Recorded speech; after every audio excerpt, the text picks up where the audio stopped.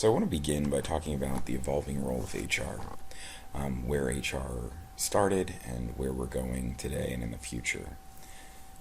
Initially, HR was often referred to as personnel. It wasn't even called human resources to begin with. At this point, it was typically fell under the finance department, as it was seen as a major cost center, and it focused on things such as payroll and benefits, the much more operational and tactical aspects of HR. From there, over around the 80s and 90s or so, the advent of strategic human resources came into play.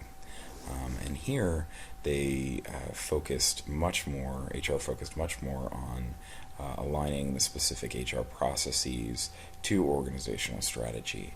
So here you can see us becoming more and more of a true business partner, focusing on business needs and not so much just the operational tactical aspects of HR. In fact, that's a lot of some of the aspects of HR that are getting outsourced more and more, those operational and tactical pieces where HR started. And now we're really moving toward becoming a strategic partner and really trusted business advisor. We act in a much more consultative and advisory role and provide strategic guidance and influence the organizational direction. And we do this a lot of times through understanding the business needs and aligning HR metrics to the overall business strategy. Again, as we continue to evolve, we'll see HR playing this more strategic and consultative role throughout all stages of the HR lifecycle. And what I mean by the HR lifecycle is that entry to exit, so all of the stages in between, so from recruitment all the way through termination and retirement, HR will play a much more involved role. So when we talk about strategic management, I want to begin with sort of the definition by Dess, Lumpkin, and Taylor. Strategic management consists of the analysis, decisions, and actions that an organization undertakes in order to create and sustain competitive advantages. Well, looking back at where HR has been, and as I mentioned, sort of the role that HR and strategic HR and metrics play, an organization's often their largest investment and also largest cost can be their people or talent resources. This can account for upwards to 75 or 80% of total cost. So pretty significant when you look at an overall organizational cost. There are other things such as overhead, etc. But an organization's people really account for a large portion of the organization's overall cost. So it's really important to keep this in mind in terms of human resources and what their role is. So as I mentioned earlier, HR is moving away from that tactical support, compliance type role and moving into a more consultative and trusted advisor role. Well, with that said, something that's really important to keep in mind is that to be a trusted advisor, to have that consultative approach, you really need to show value at all stages. And very well thought out metrics that align to the organizational strategy and will help in making key decisions and aligns HR in a way to really show their value and be that trusted advisor. So I want to dig a little bit deeper here on how HR can inform organizational strategy.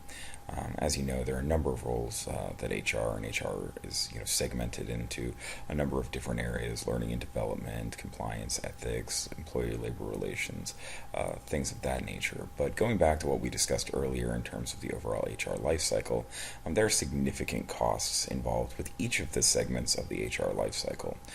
So things such as recruiting and developing programs to retain talent, rather. It's really important to look at what are the appropriate measures that would work for your specific organization.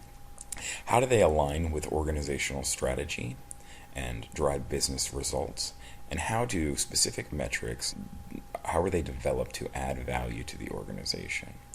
So when you're developing the appropriate metrics for your organization, and keep in mind, metrics are not applicable, not all metrics are applicable to an organization. So keep that in mind when you're developing out the appropriate metrics for your organization.